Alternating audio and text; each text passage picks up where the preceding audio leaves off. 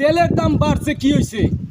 ঘোড়া কিনে নিয়ে আসলাম, এই ঘোড়া দিয়েই এখন যাতায়াত করব দূর দূরান্তে।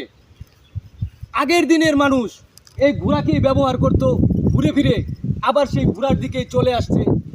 তেল এক সময় নিঃশেষ হয়ে যাইতে পারে, তেল আর পাম্পে পাইতেন না আপনারা, তখন এই এমন একটা ঘোড়া কিনে নেবেন, ঘাস খাওয়াইবেন আর ঘোড়ার পিঠে চইরা দূর দূরান্তে যাবেন। আমার নবীজি বলছে, তোমরা তোমাদের সন্তানদের ঘোড়া পিঠে সাহর করা শিখাও এবং তীর ধনুক ব্যবহার করা শিখাও। কিয়ামতের আলামত কিছুটা কাছায় আসতেছে।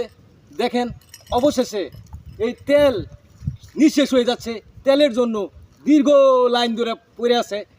আর আমি আপনাদের বলতেছি, এই তেলের জন্য দীর্ঘ লাইনে দাঁড়ায় না থাইকা ঘোড়া এমনভাবে কিনে নিয়ে আসবেন, সারাদিন বাইন্দা থুবেন লম্বা দড়ি দিয়া, ঘোড়া ঘাস খাইব।